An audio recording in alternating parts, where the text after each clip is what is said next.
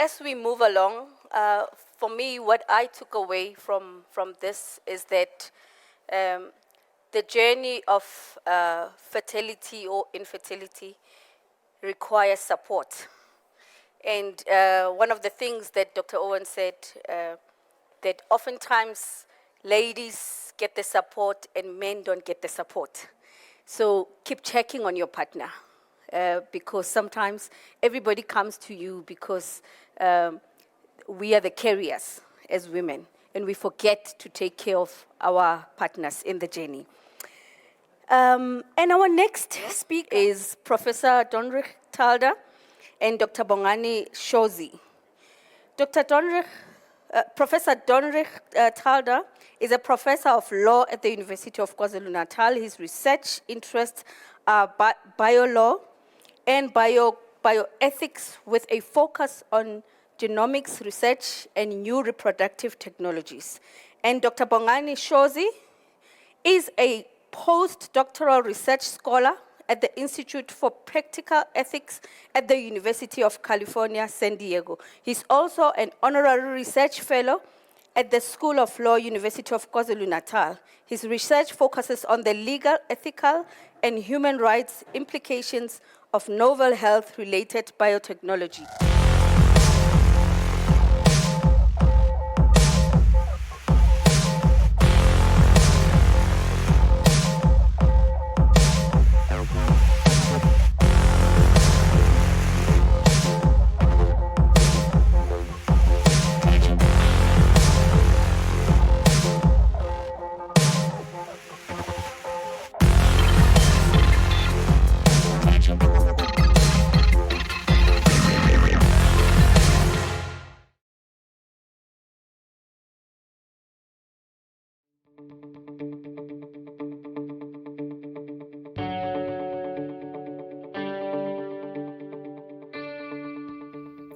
Greetings everyone, I'm Professor Donrich Thaldar. And I am Dr. Bonginkosi Shozi.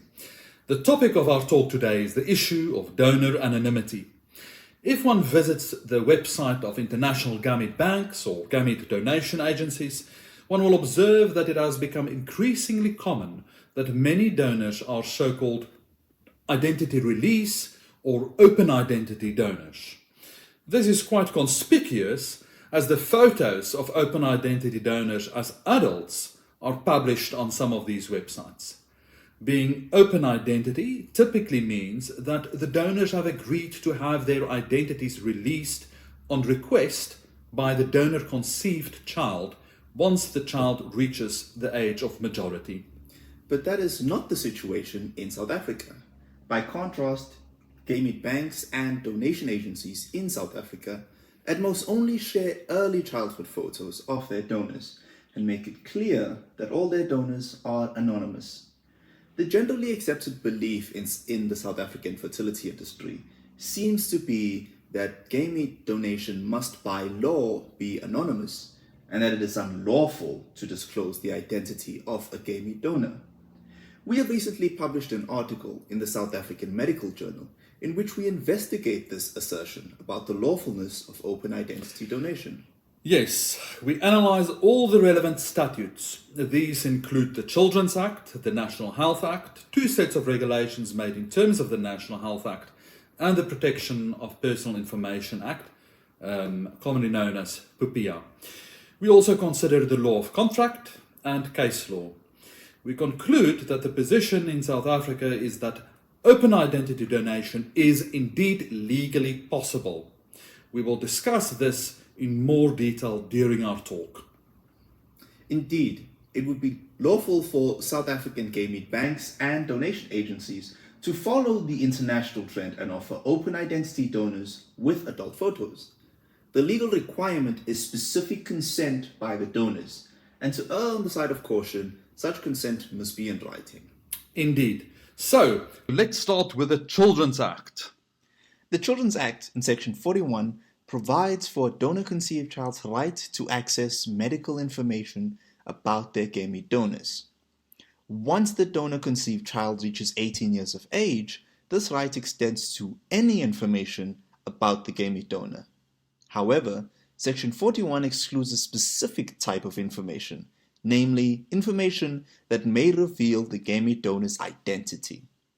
Now, this may seem to outlaw open identity donation. However, it's important to note that this section only relates to information held by the gamete bank, gamete donation agency, or fertility clinic. Yeah. It is only these sources of information that may not contain any information disclosing the identity of a donor. Section 41 does not apply to other sources of information, such as the donor themselves. Ergo, Section 41 does not prohibit gamete donors themselves from disclosing their identities in writing and giving consent to that being exposed to the donor-conceived child or to the parents at a later stage. Or to anybody for that matter. Absolutely. It's absolutely up to the donor. But so that was now regarding the Children's Act. But another statute that is highly relevant is, of course, the National Health Act and its regulations. Indeed, the National Health Act provides in Section 14 that all information concerning what is termed a user is confidential and that no person may disclose such information. It's unclear whether gamete donors fall under the definition of users in the National Health Act, but ultimately, this is inconsequential for the lawfulness of open identity donation.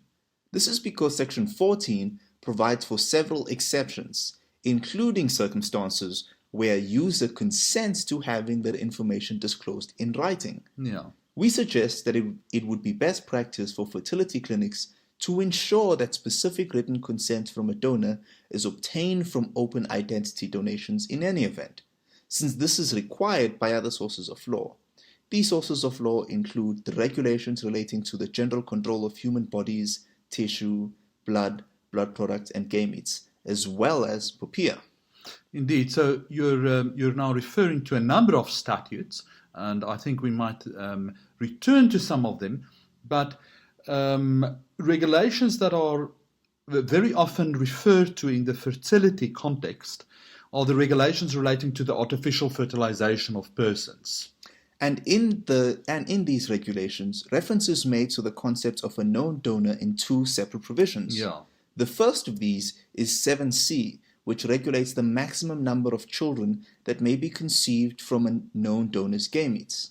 The second, found in 7J, refers to a situation where, quote, the donor and recipient are known to each other, and requires that the competent person, amongst other things, ensures that both parties undergo psychological evaluation. It is clear from both these provisions that the lawgiver has foreseen gamete donation by persons who are known to each other and decided not to ban it, but rather to regulate certain aspects of it. But there's also a bit in these regulations, a provision in these regulations that might be a bit ambivalent or interpreted differently. Tell us a bit about that provision.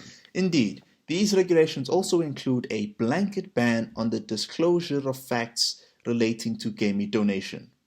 However, a proper interpretation of these provisions makes it clear that this prohibition only applies to healthcare professionals and not to the donor themselves. Yeah. Ergo, the donor is free to arrange to have certain information shared with commissioning parents and the donor-conceived child, which, as we have suggested above, is best arranged in writing. Indeed, and it's also important, you've mentioned the other set of regulations that were also promulgated in terms of the National Health Act. And these regulations, all of these sets of regulations must be read together and interpreted together. And in that other set of regulations, that's the regulations relating to the general control of human bodies, tissues, blood products, and gametes, in that set of regulations, there's actually specific provision for gamete donors to disclose their identities. They must just provide consent to it. Absolutely. So all of these statutes and regulations considered together make it clear that known donation arrangements are lawful, provided they are in writing and the donor provides specific consent to them. So we've also considered case law, and there's been a very interesting case quite recently, the case of QG versus CS. And this is the first reported case in South Africa to consider non-autologous gamete donation. So the facts are very interesting. The facts are as follows. A lesbian couple advertised on social media for a sperm donor. A gay man, QG, responded to the advertisement and met with the couple. They agreed on the terms of the donation in writing, namely that QG would not have any parental rights and responsibilities, but could have contact with the child at the discretion of the couple, who would be the child's legal parents. QG and the couple visited a fertility clinic. He provided his sperm, and one of the women was inseminated. A baby boy was born 9 months later. QG had occasional contact with the boy. When the boy was still a toddler, QG invited the couple to rent a cottage on his property at a discounted price, and they accepted. QG's mother lived in the main house on the same property as the cottage, and QG himself lived in the adjacent property. Consequently, QG and his mother had more regular contact with the little boy. The arrangement lasted less than a year, however, as there were disputes about the way in which the couple was raising the boy. After moving out of QG's cottage, the couple stopped all contact between QG and the boy. Consequently, QG and his mother sued the couple for parental rights and responsibilities in respect of the boy. The Pretoria High Court held that the known sperm donor agreement is not binding on the court in matters pertaining to children. Nevertheless, the court found on the facts of this specific case that the applicants, that is now QG and his mother, failed to establish that the bond that they developed with the boy was of a sufficiently significant nature to justify judicial intervention to maintain such a bond. As such, the court dismissed QG and his mother's application. Now, in this case, it seems the finding of the court was aligned with the existing sperm donor agreement. Yes. However, it's interesting to consider whether the court could have, if the facts supported it, gone the other direction. Indeed. So in this specific case, QG, the sperm donor, and his mother alleged that they've developed a significant bond with the boy during the time that the couple and the boy lived in their property and where they had quite regular contact, according to QG and his mother. However, it was difficult for them to prove that they in fact had a significant bond. The time spent there was less than a year, and the couple also challenged the veracity of the facts regarding how regularly the sperm donor and his mother actually had contact with the boy during that time. So if a sperm donor and his family members, such as his mother, have regular contact with a donor-conceived child over a significant period of time, and it's possible for them to prove that they actually have developed a significant bond with the child. In such a case, they would indeed be able to sue successfully for parental rights and responsibilities, despite what is stated in any agreement. And this is not exceptional just in the case of donor-conceived children or in the case of gamete donation. This is a general rule in our law. For example, people can enter into antenuptial contracts, and they can already in their antenuptial contract decide what will happen to the children that will of the marriage in the event of a divorce. And the court has already a long time ago stated very clearly that such kind of agreement, that the court will look at such kind of agreements, but that those agreements are never binding on the court. The court will make a decision based on the facts and make a decision that, based on those facts, is in the best interest of the child. So that's important to remember. That's also very important to remember for whenever people make use of a known donor, that they must keep in mind that although it's very good to have an agreement in place, that's always good, but they must remember that that agreement is not enforceable in a court of law. So QG is important because it was the first case to have dealt with a case like this and with a sperm donor agreement. But what it also clearly shows is, clearly QG dealt with a known donor. When QG at the beginning responded to the couple's social media advertisement, he revealed his identity to them. Absolutely. This was not an accidental disclosure. All the parties involved intended to know each other's identities. It's clearly mentioned in their agreement as well. Moreover, the intended recipient and the intended donor met in person and entered into an agreement.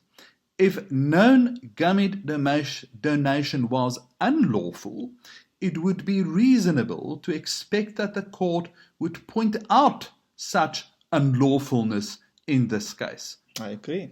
However, the judgment is silent on the issue. Accordingly, the judgment can be interpreted as implicitly confirming that known gamete donation is lawful.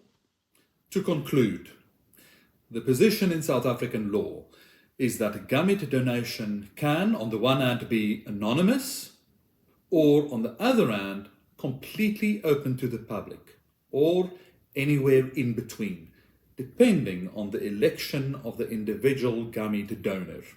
And as we have shown, it would be lawful for South African gamete banks or donation agencies to follow the international trend in offering open identity donors with adult photos. The legal requirement, however, is that the donors must provide specific consent, and such consent must be in writing. Thank you, and goodbye. Thank you.